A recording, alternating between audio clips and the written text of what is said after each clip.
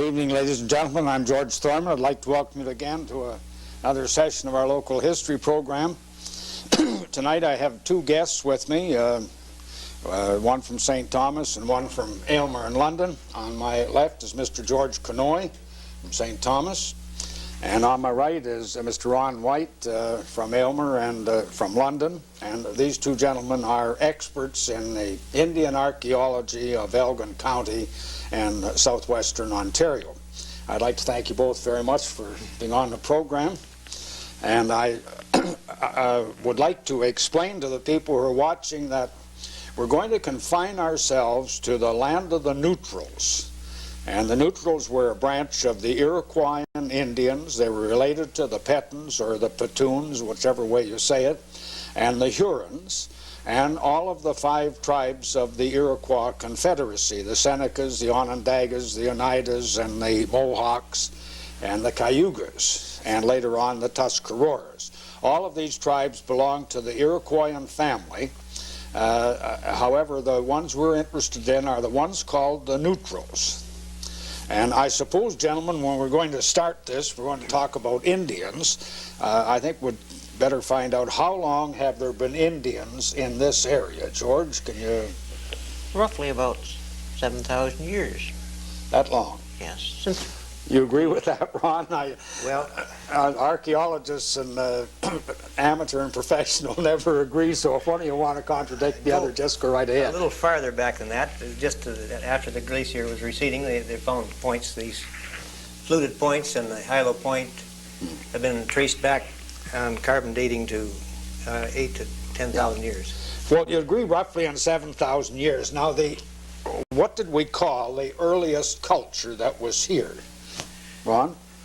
Paleo-Indian. Paleo-Indian, right?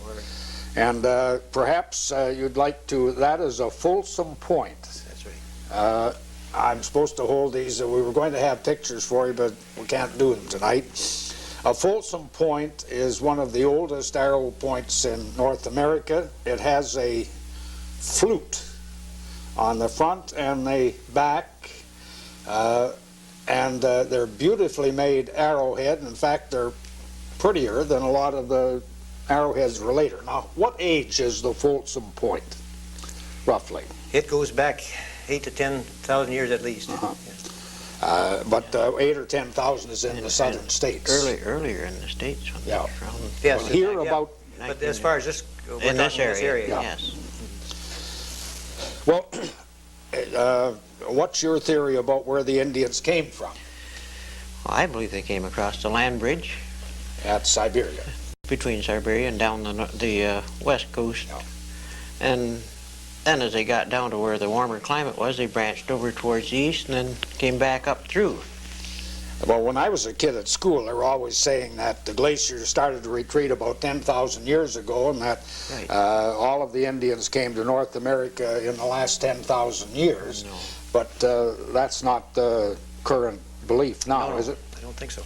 How long, what's the farthest back they put the Indians now? I think up in Alaska they discovered datings that were around 20,000 years. 20,000. Yes. Yeah. And I've seen articles in various places. Some people, it's a big argument about how long Indians have been here, but some people think it might be as long as 100,000. Those are theories. They have no absolute proof of that. But they do have proof for 20,000 Yes, years. that's just within the last couple of years this has been proved. Yeah.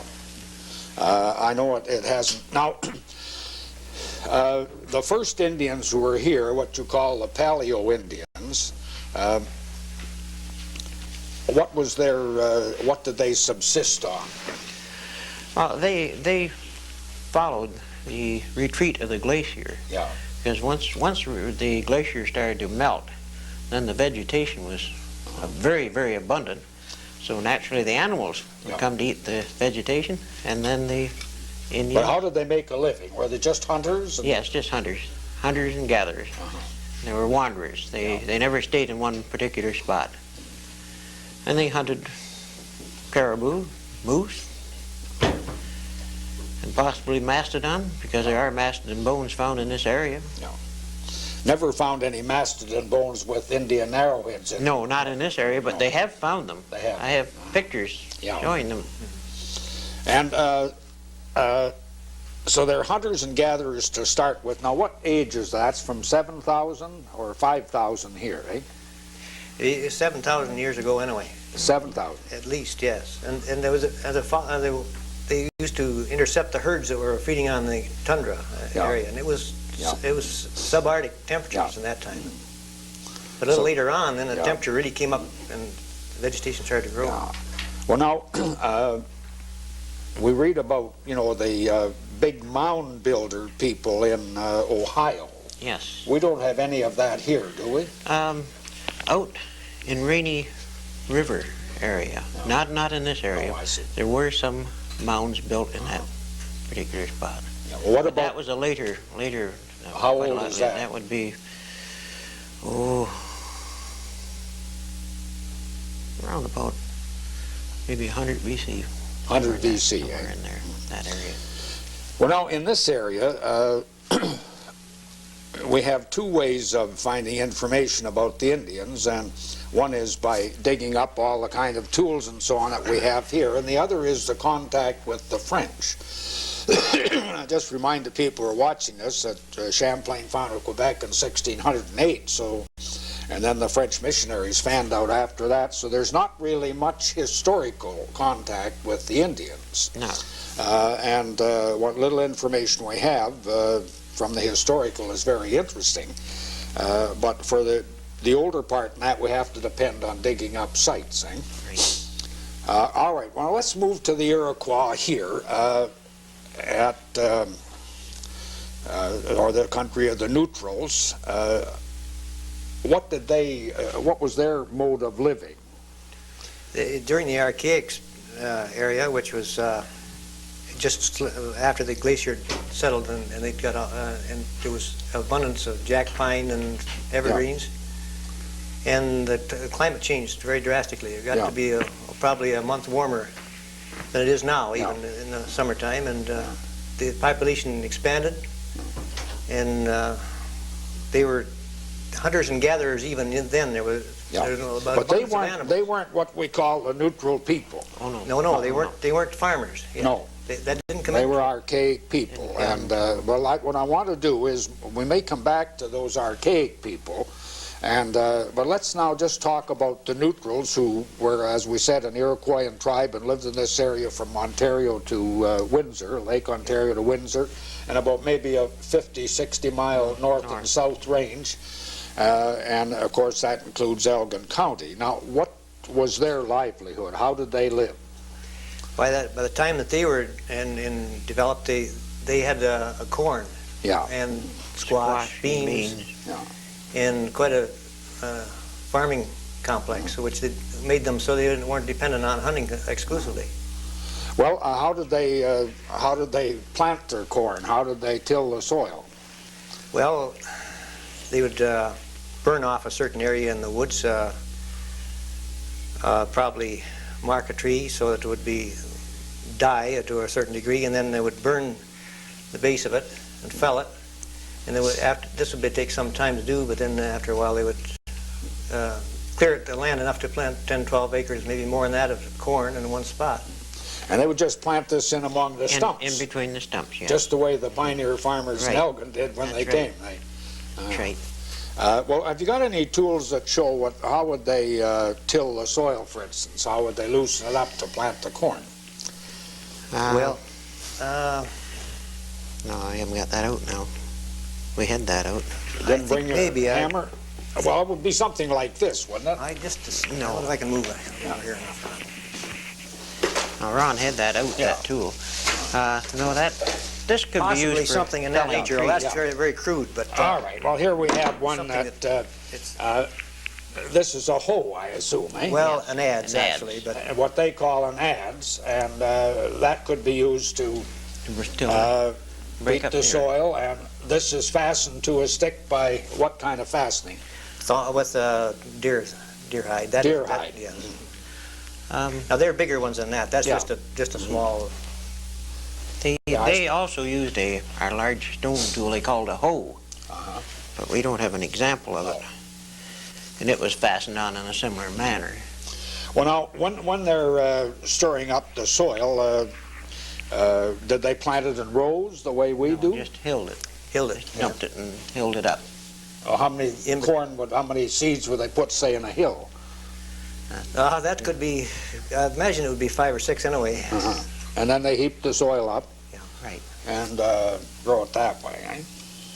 Well, And we might add, though, that they generally picked a spot that had very sandy, loamy type of soil, which was easy to work. They stayed away from some of the clay beds that we have in Elgin County, eh? And what other plants did they have besides corn? Well, they grew squash and beans. Well, you mentioned not the big one, tobacco was their big thing. Yes, they grew tobacco. That's true, too. I neglected to mention that. I'm thinking of food crops. They had pumpkin Yes. and Yes, squash. Yeah. And what kind of beans? I don't know, they were, I don't know if they call them a lima bean or not. Yeah. They weren't the same as our white Like bean. that, eh? Yeah. And those were their main foods, that and the right. corn. Well, then how did they treat the corn? Like, how did they process it for eating? Quite often they would grind it up into a powder and make a meal out of it and mix that with possibly some meat or something of that nature. They just ground the corn in a mortar. Yes, something vague. You have like a little that. one there. This is just a small one here. They would sometimes take a large boulder that's just in the field. In fact, there's one down southeast of Jaffa, I see. which a number of markings on it where they've used it in years past. And they just have a great big rock, Big and rock, they and they push just work that it in. back and forth. I A small see. rock around here somewhere, but Yeah. but they do have very large ones. Well, then when they made Then they also, too, they use stumps to grind their corn in. They would stumps. burn the center portion of a stump out to make like a pocket into it. Yeah. Then they would also take another sapling or something and round the end of it off, dump their corn in there and just pound it. And again, I think it's worth pointing out this is the way the pioneers ground some of their Yes, wheat they- in the early days too, they and a hollowed out so stump and another stick to bang it. They Well, now, used how to- did they used cook a thing that? like this, too, Yeah. on a flat rock. They would Yeah. put and work that around. I see. What they call a bell pestle I see. You just hold it like that and and grind. grind it around, eh? Now, how did they cook that after they ground up the corn? What did they do? Well, they manufactured their own pottery, clay type of pottery, into bowls, and they would put that food into the bowl and cook it. And we have found pieces of pottery with food still attached to it. Have you? But then here is a We piece don't of have a a complete pot. no. Here's a piece of a pot with the little triangular marks on it. Even then, they wanted to decorate their pot. Oh, yes. Some of them are very fancy. I think perhaps we Like just round look at heads. the other samples here. This is a very complicated one. How's that one made, Ron? With Cord wrap stick, I think. There is one with cord wrapped. I think that's cord wrapped stick there. There's a pattern there.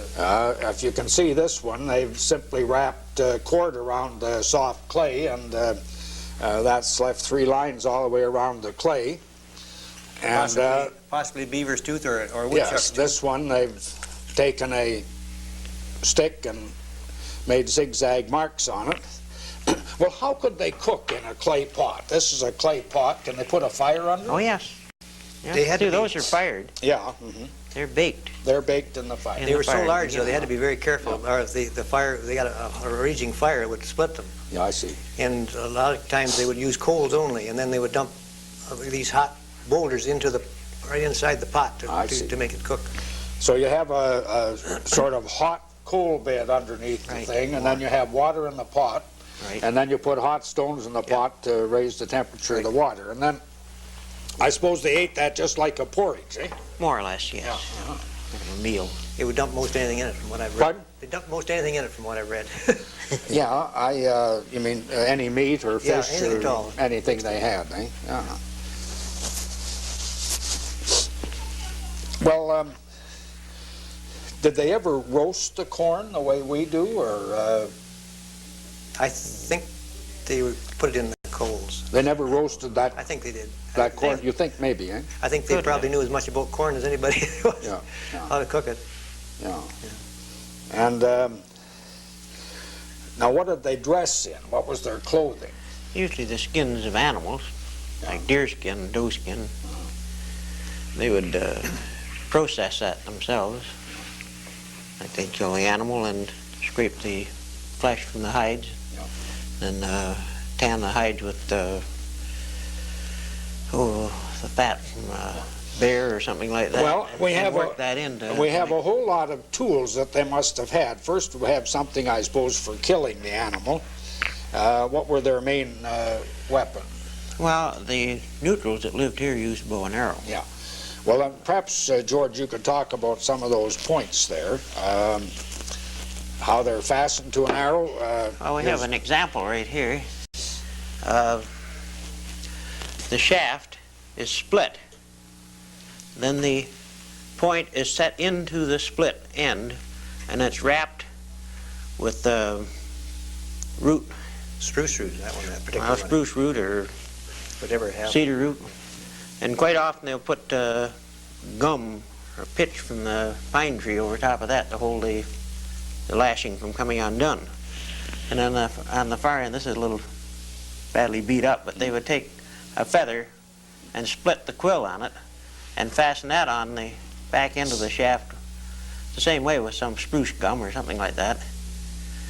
And these were fired with a bow. Well, now, there are many different types of what we call arrowheads. Yes. Could you illustrate with Ron, maybe Ron here? What about one like that, Ron? Well, that's the triangular point, and it probably was never fastened on with with anything specifically. Maybe pinched into a stick, and then when it was fired into the animal, it was left inside the animal until after it was butchered. When you pulled the arrow out, went to pull it out, the stick would just come off that, and that would be left in the animal. Right. And is This that is very late in history. This is one the neutrals would be using. Most of them are. Yes, these little Well, points here. another These example little- you want to talk about? These were for hunting small birds and things like that. Possibly they were used as dart heads, more so than anything These little else. ones Yes. here are used for hunting small birds. Yes. Well, what do you mean by a dart? A dart would be not much longer than that pencil, maybe. Oh, maybe not much longer. And they could, well, the earlier type of Indians used a throwing stick to throw these darts, and it was called an atlatl. But the neutrals The neutrals didn't use this type. No. didn't use a I would, spear. I would suspect that they used a considerably smaller bow and quite a fine type of a narrow shaft. Well, they would have to. Well, now, Ron, we've got the animal killed. Let's say we've killed a deer.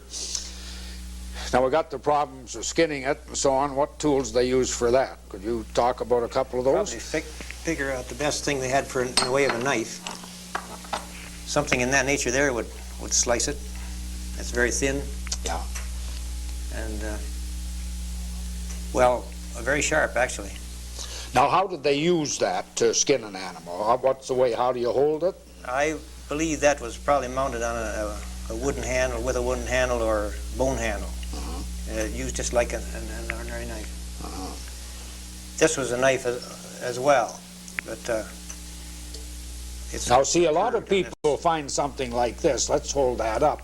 And they say, well, that's a spearhead. But it wasn't used for that. Not really, not that No. one. No. It's There are lance heads that are fairly large, and Well, then what's the idea of this? This to fasten it to a handle? make it solid, yeah, to the handle. And then you have the handle, and really it'd just be like a knife you buy in the store. Right. You're holding it in the handle, and you make the incision, and you Start working. cut that way and peel the hide away. You have much more leverage with a handle on there than you would have it with it out. Pardon? With a handle on there, you'd have much more leverage. Yeah. You'd have more strength. Now, could they sharpen these edges? They reworked. They could rework them. Occasionally you'll find them. They found this is a pressure flaker, which was used to by pressure alone to flip the Little chips. chips off of it Yeah. and resharpen them if they're became dull. In fact, there are some artifacts that you find have been reworked. You can see them. They never ground the edge, though, eh? They never sort of ground the edge to... Early Indians did in some ways, like a dart head or something, but not as a knife. No. Slate tools they did. Yeah. I should have brought, I had that little slate knife, Yeah. which was a ground tool. But actually, I suppose with the serrated edge like this, you Oh, yes. would cut better, eh? Yes, much There's better. one of them somewhere. Well, okay, so are there any other examples of knives? Well, That's a saw. Now, that's there's not another a knife. type of knife there. That's a Well, how would ruler. that one be That mounted? would be possibly mounted into a piece like that, and you would work it this way. I see. It would have like a wooden piece fastened across there. Yeah. But then, too, they used... No doubt Yeah, all right. skinning stones were used. What kind? I would call that or more or less a skinning Skinning stone. weapon, tool, or whatever you want to call it. It's a small adze, but it definitely hand tools because you can feel the position on wherever you touch them, where they seem to they wouldn't slip in your finger where they're greasy. No doubt And that again is used for skinning, eh? Yes. for parting hides, you know. Yeah. Well, When those hides were taken off, then they would have to remove the excess flesh on the inside of them. They'd use something like that, which is a well, just hide hold that and scraper. explain what kind of a scraper that is. More or less, it's what they call an end scraper, and it would be fastened into a stick in that manner there. Yeah. It would be tied, and it's used as a scraper to just pull I see. backwards. And if you notice, it's sharper, or it has less, or I should say more of a flat face on this side than it has on here to give it a But cutting the thing angle. is, you put a wooden handle on And then that, you and then got- you just scrape yes, like this, you scrape got- the fat off the hide, eh? And Ron has one mounted into a bone handle Oh, over there, yeah. which is a different type, again, but that is also a scraper. Now, did you mount this, or have they been found like I this? saw one found just about the same as that, so I mounted that to illustrate it. In other words, they've taken a big bone and jammed Yeah, that'd be a rib bone. That you're- Yeah. and jammed that in, and then, of course, you just work it like that, eh? Well, it seems fairly reasonable, just like a spatula Gives you you more use in the leverage again. kitchen now, eh? That's right. Yeah, It gives you the more leverage again, yeah, pressure. yeah, the bigger the handle, the more leverage you have. And they would take these skins, once they got the flesh removed from them, and take like a fat from a bear or something like that, and work that into the hide to make it pliable.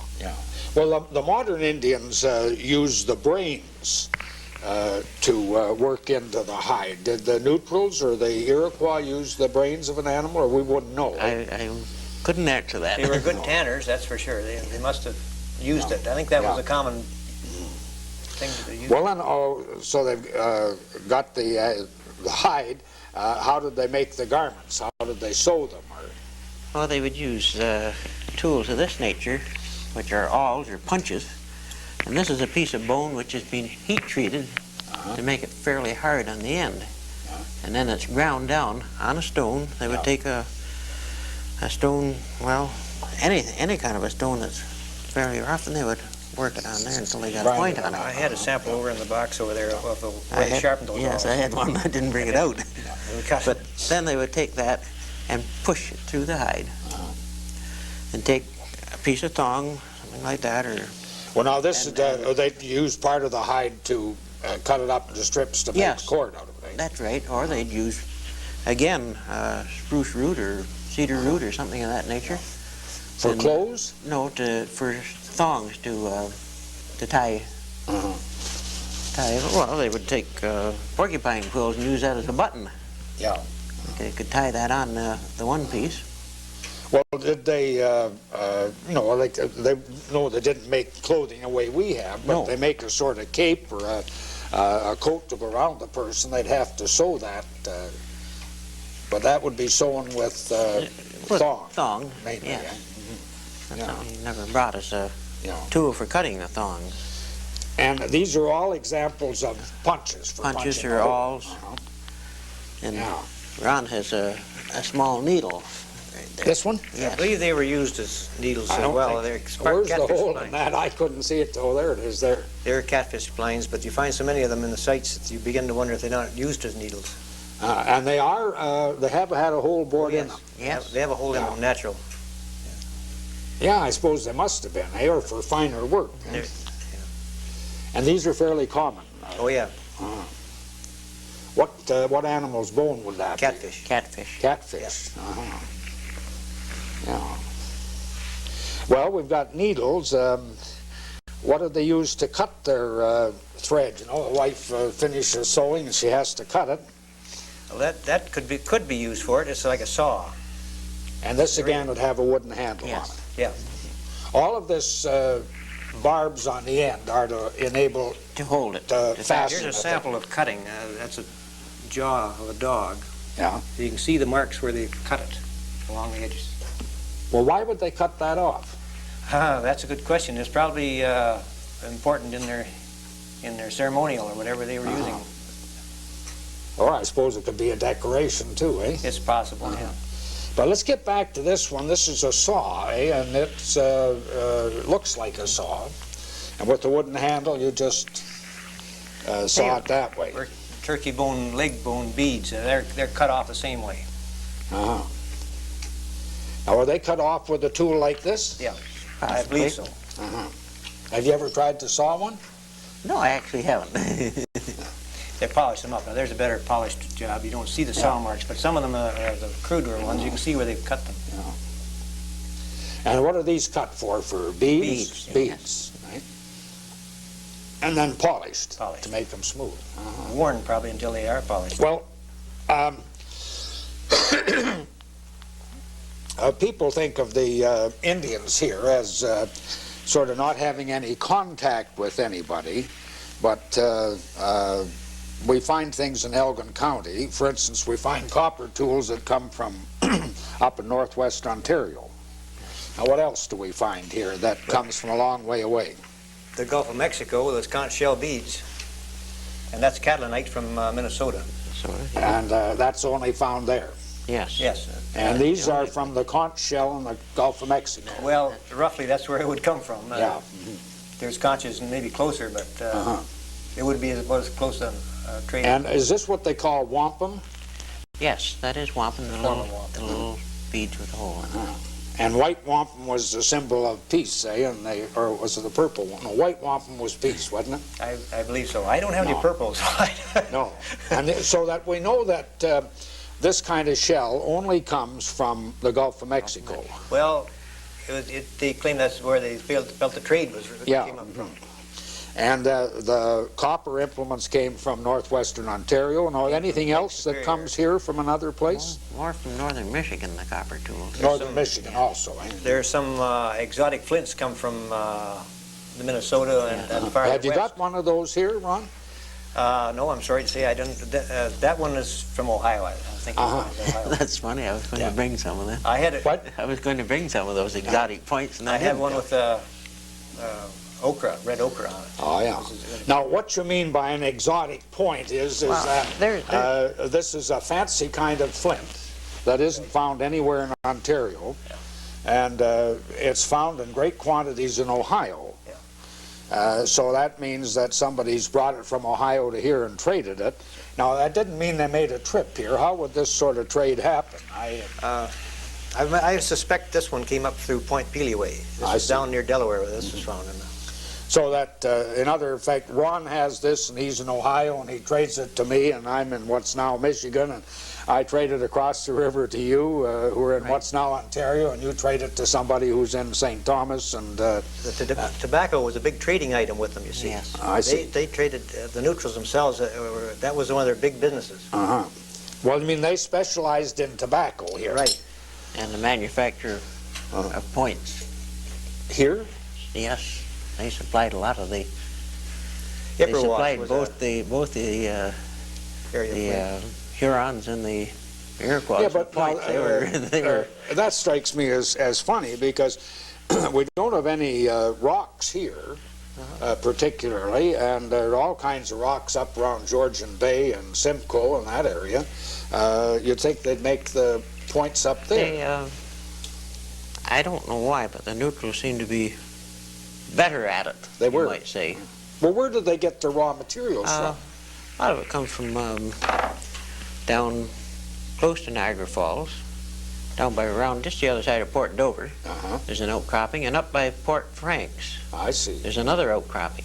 I suspect that's from around Port Franks. Yes, Yeah. it is at Port Franks, because you can tell the That's a color. piece of flint from Yes. That's right. Fort Franks. Actually, it's used as a tool. It's a fist axe. It's held in your hand, and it's very crude, but it's very old too. Yeah. Now that's not neutral then. That's before the neutrals. That's before the neutrals. But the neutrals then had the two articles of trade, flints that they made, that is the arrowheads, and their tobacco. Right. And of course the this area of Ontario is the modern tobacco area also, isn't it? Just as the neutrals. But how come the people to the north of the neutrals, who were called the Pettons or tobacco Indians? Well, They did grow tobacco too, but the neutrals are a much bigger nation. Yeah, and they had more, eh? They had more. That's all. Well, now we've got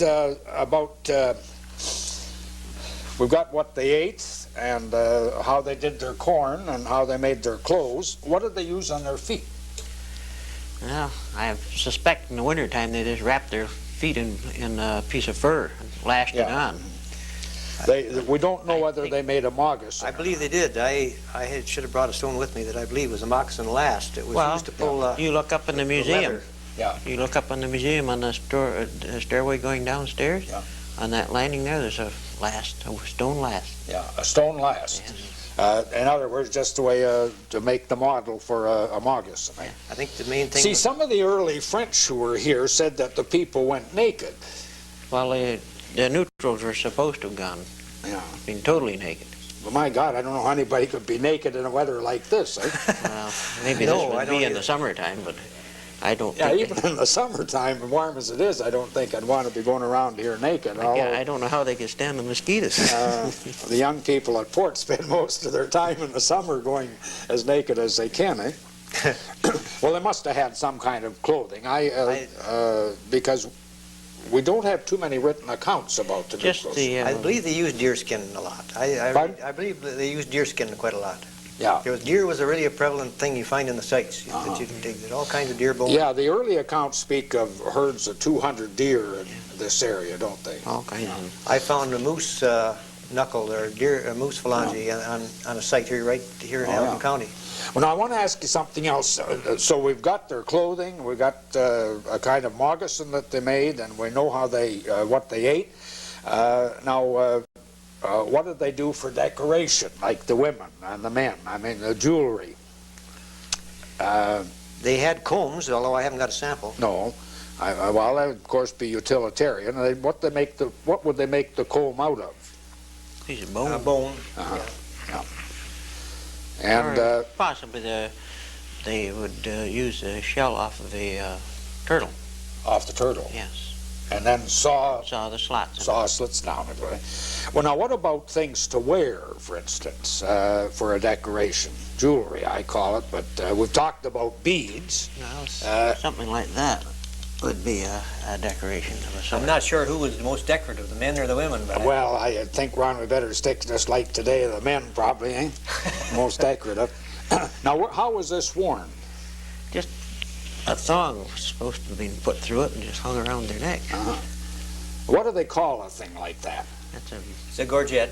Gorget. Yeah. Now, 2 holes bored in there. Sometimes you'll find them with 3, sometimes you'll find them with 1. I don't know the Now, reason you for put it. a string in there and have it around your neck, and then you put a string in here and hang something else from I it. suppose. I think if they didn't like you, they used to heat it red hot and put it around your neck then. For when they were torturing people. right. Yeah. Well, that would be a nice decoration, wouldn't it? They made that red hot and It'd leave a placed lasting it next to impression. your skin. Now, how did they bore those holes? They use Well, there's several samples of drills. You can tell me, George. You these got more drills over these there. are drilled. Well, can I hold one up? Oh, yeah. Is this a drill Yeah, here? That's a drill. That's a T-drill. And- T-drill because it has a T-bar across yeah. the top. Probably used with a hand. The that shape one. of a T. Now, they take that drill and... Now, they wouldn't do this by hand. No, would they? that would be put onto a shaft the same as an arrow. And then they would take a bow and wrap the string around the the arrow or around the shaft. They'd have another tool or a stone with a small impression in it. They would set that down on top, and then they work that So back we and put forth. this thing here, and in effect what we're doing, if you imagine a drill on the end of that arrow, You're just rotating then we, not just rubbing it between your hands, That's right. but with the bow, we'd get more back and forth, eh? That's right. And you'll notice these are drilled from both sides. They are, aren't There's they? a conical hole in Yep. it, and they, Now, why drill from both sides? I That suppose e- it was easier. They didn't have to drill quite so deep. There are some. Now, that have you are any drilled other from one side. gorgets here? Several, but That's one there. Now, those holes are drilled at an angle, aren't they? Yes. You'll find a lot of them that way. I don't believe I've got one. Some of them are drilled from one side only, and they call it Adena drilling, which is Yeah. very old. But this is both sides. Well, I suppose that's as nice a decoration as some people wear now anyway. You Right. just have that hanging around your The neck. slate is pretty in that. What? The pattern in the slate is very Yeah. pretty. Now, I suppose that would influence what stones they'd pick. But this is what they call a banded slate. This is a little humpback gorget. 2 holes again. Now, how do you tell that this one is older than this one? By the style and drilling, certain patterns earlier than later. Well, like what age roughly is that one? I would put that back probably 700-800 AD, maybe earlier. 700 AD. What about this one? Earlier than ever. That's earlier than Maybe those, about- eh? Yeah. Five, Probably archaic. four. Yeah. Have we any more of those gorgets? They kind of fascinate me. There's some over there in the Could have bag. brought but- no. more, but that's a little pendant. Now, this has just got one hole. Now, if they have one hole, you call them a Pendant. pendant, and they have 2 holes, you call them a gorget. Well, I look all right, I suppose. Put it on your tie. And do both men and women wear them, or do we? Well, I don't know about that. Well, when you find skeletons, don't they normally find this? They got to be important people. If they're men or women, they would have them I on. see. That'd be important. Eh? They- Well, like you see, they come in various shapes too. yeah. Well, now, so we have that for a gorget, and then we have beads Yes, that are made from abalone shells, or these other shells are modern ones, eh? no, these are They use the snail shell too. snail Snail that shell. that are found. Now, and then of course when the white men came, then they were introduced to glass beads like those 2 there, eh? Yes. And those glass beads today are made just the same way they were made 300 years ago, aren't they? Exactly. So that if you have glass beads in a site, then that tells you that site had Contact with the white people. That's right. Yeah. Well, now, is there anything else in the line of jewelry that we should talk about that they used? I don't think so. Well, now let's get busy too. Supposing we wanted to make a dugout canoe in those days, how would we go about that with the neutrals? I would suggest that they take a hollow log and burn it in the center, and the charred remains would be dug out with a gouge, something like that. Maybe that's not very sharp, but Yeah. it's a gouge. Now, this is a gouge, is roughly flat there, and then it has a hole there. fluted. Now, would that have a wooden handle on it, or would? Quite likely. Could have, It's- or- It doesn't show any sign of it, but it probably did have. Now, when they made something like this, did they just try and pick up a natural shaped stone?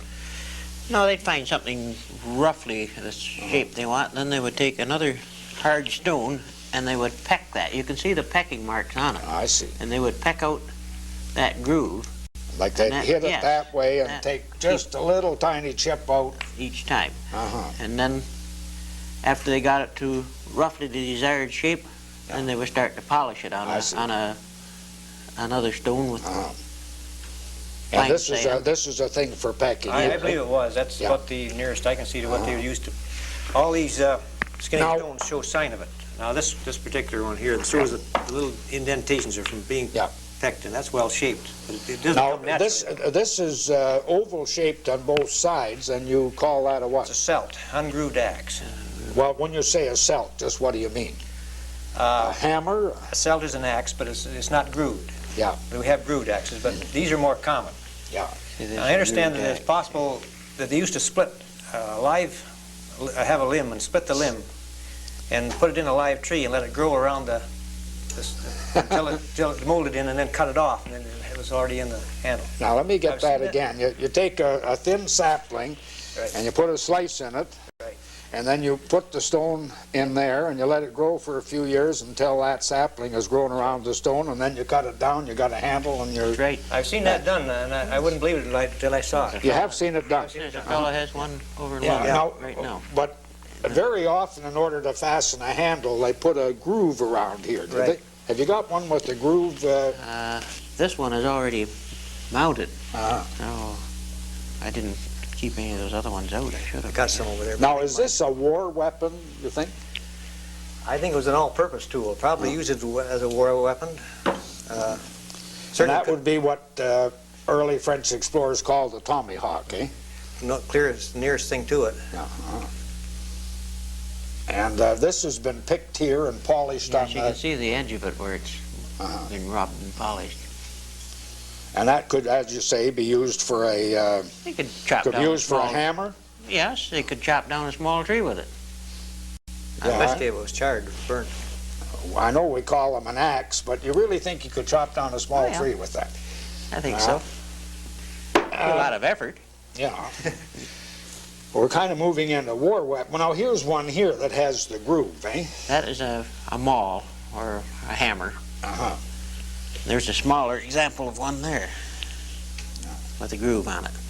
And they chip that groove all the way around. that. Now, have you any idea of, we often think of how long it would take to do something like this. Have you ever kind of made an estimate of how long it would take somebody to chip that groove around there? Take them quite Weeks. a long, quite a long time. I've read it where they feel How long? it takes weeks. It doesn't. Weeks. Yeah, Yeah. it isn't a matter of. There's a lot of man hours involved to it. Yeah, but now an arrowhead can be made fairly quickly, Oh, Tim. yes. An expert can, yes. How long to make an arrowhead?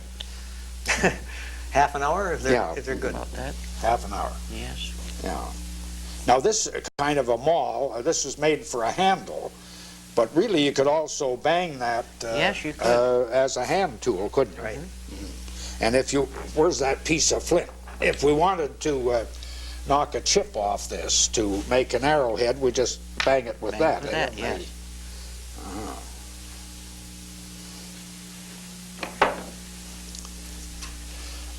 Now here's a fancy War club. war club.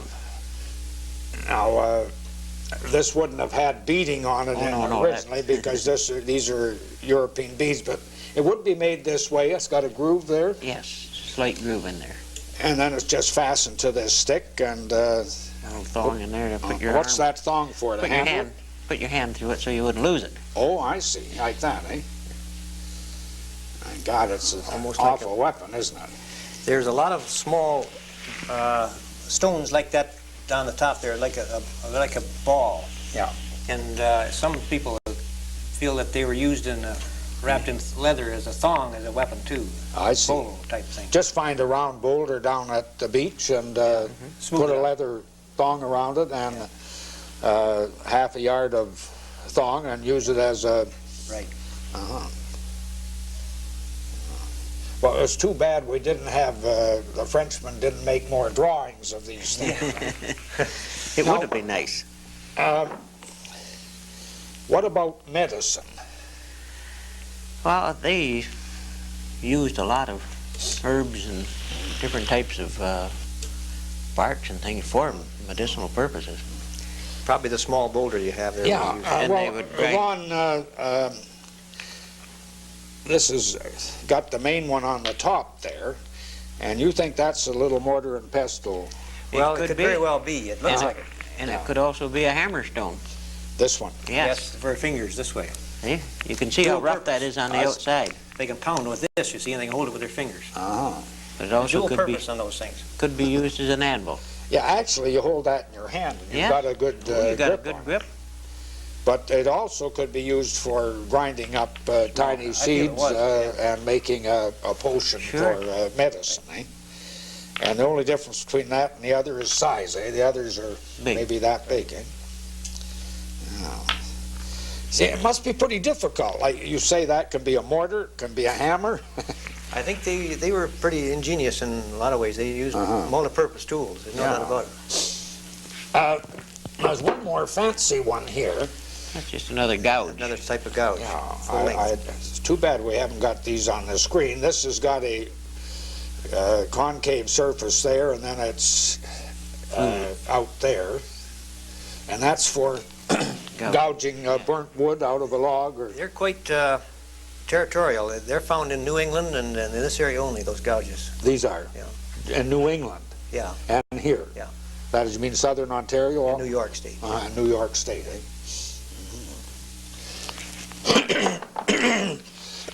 Now, we got hunting and jewelry and how they drilled holes in their jewelry.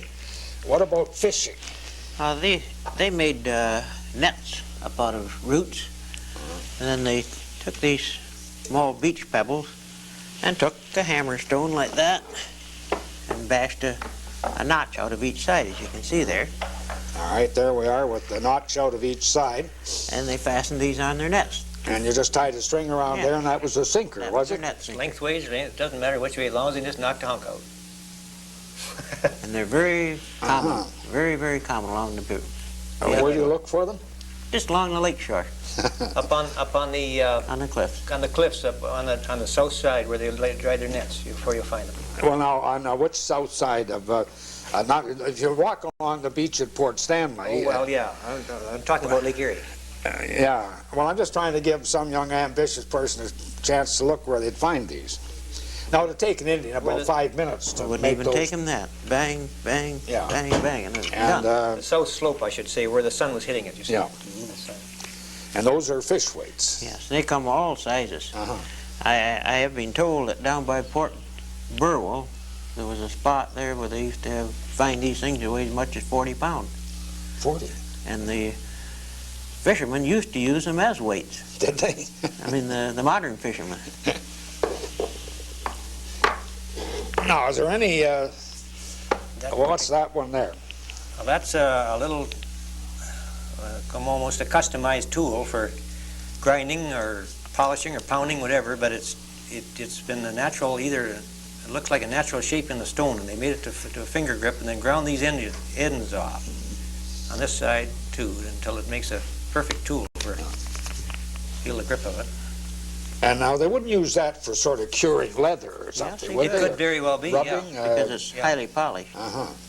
Now, is this polished by usage, eh? I would say. Yes. I would think so, and this is naturally ground off. You can see that. So what's they just found a sort of natural shaped piece of stone, and they bang a piece off here to, each end to make it it's fit. actually a very good, fits the hand very well, eh?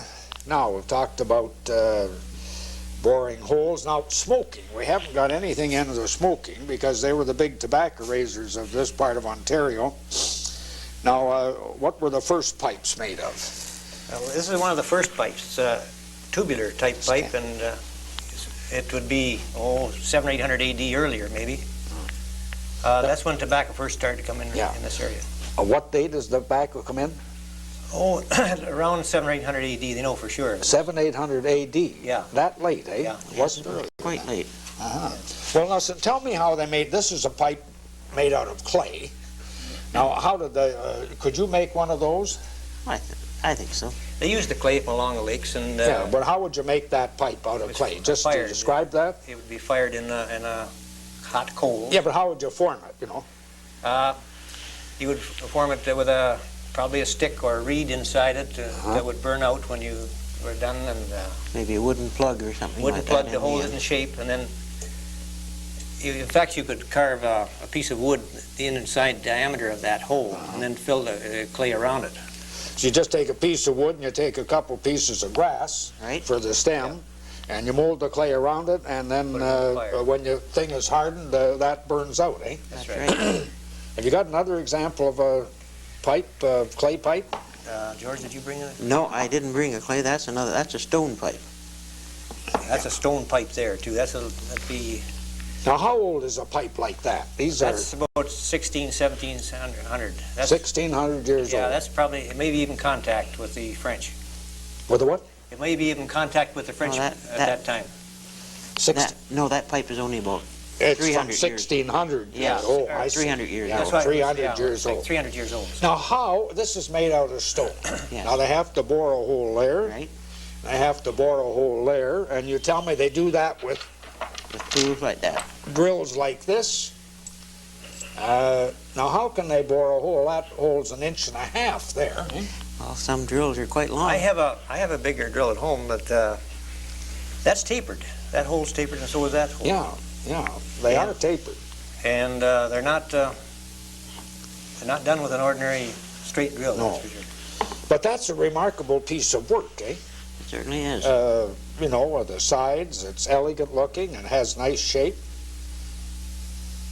I have a section I was going to bring that where they've broken a pipe. It's a stone pipe, and Oh, it yeah. was partly drilled. I've got it in the case over there, but I. Well, I can see that they must have had accidents quite often, eh? The drill gets a little offline. Now, this is another stone That's pipe? another stone pipe, and that's drilled even further. That's drilled down into there. In other words, that's drilled just about 3 inches. Yes. Now, where's the, This is where your tobacco Well, goes in. yeah, This well, is a straight pipe.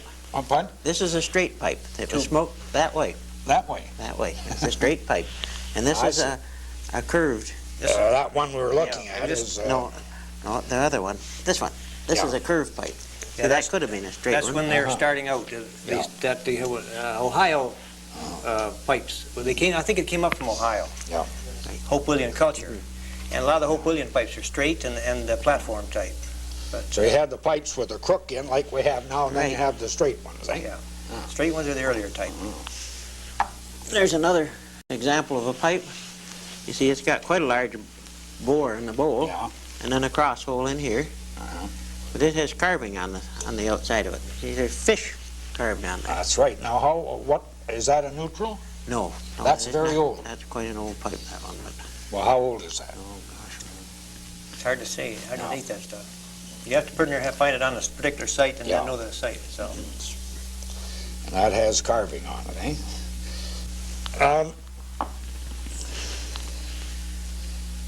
Now, you had something about a game they played. They used the knuckle bones of the... you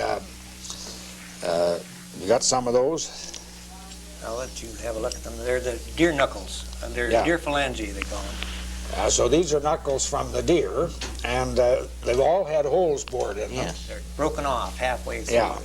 They cut them off here, and they bore holes through them. Now, the idea was to throw these up in the air and Catch them on a pin. and try to catch them on. On a pin. Was this a gambling game they had? I would suspect They it were was. great gamblers, I guess. Yeah. Oh, that is something we could have brought too, as a gambling disc. It would take hours, you know, to have to throw that up and practice catching it. Never eh? thought of that. They used to gamble with discs, but I don't know just how. And these discs were made out of broken pieces of this pottery. I see. They would shape them into a round disc. Uh-huh. I've seen them set up where these are fastened on a string, so that the stick and the string and the pin One were pin. together. You could toss it and then catch Oh, it. I see. You'd Now, fasten one of those. This would be, well, they have a toy like that came out in the market not too many years ago, eh? Yeah. Where you had a little ball with a hole in it and a string and a thing like a toothpick here, and then you're supposed to toss Basically the ball and try to make it land on the Pin. thing, yeah. Now, one thing I wanted to get straight about tobacco, how far back does tobacco go in this area? Like, do you find it with the archaic peoples of 3,000-4,000 years ago? No, not in this area at all.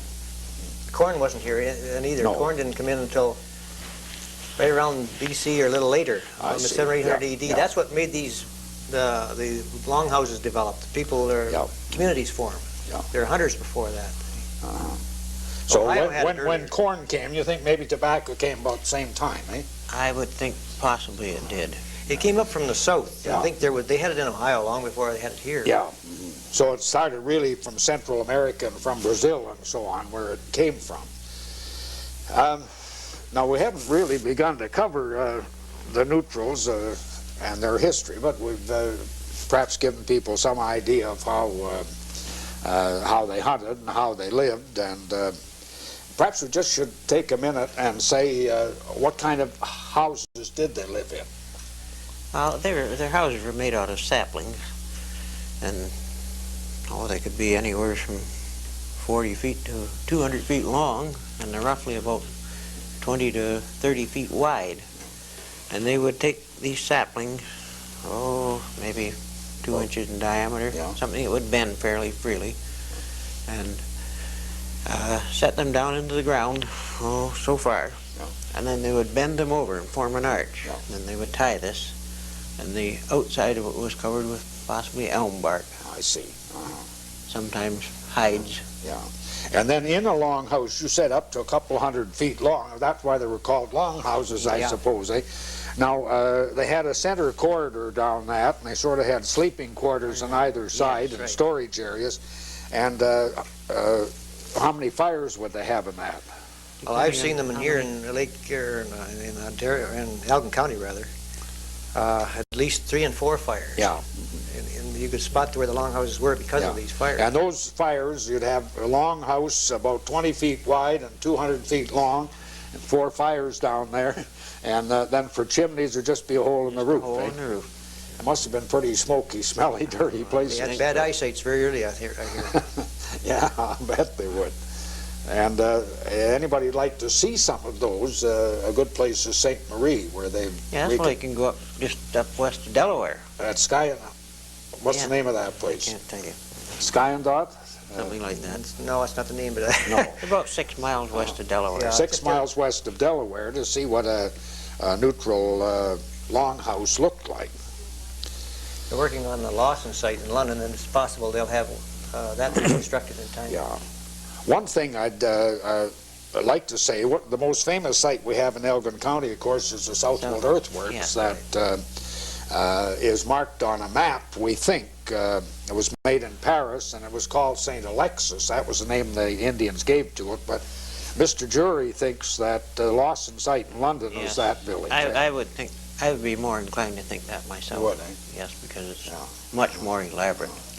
The main Neutrals village, I believe. Okay, well now I'm afraid we're going to have to wipe this up, and I'd like to thank you both very much for giving me your time and your expertise, and I thought we'd maybe cover a little more than we did, but perhaps we'll spend another night and have some slides which enable people to see some of the things a little better. But thank you both very much for coming. This program will be repeated, I think, tomorrow afternoon at 2 o'clock and Friday or Saturday about 11 o'clock.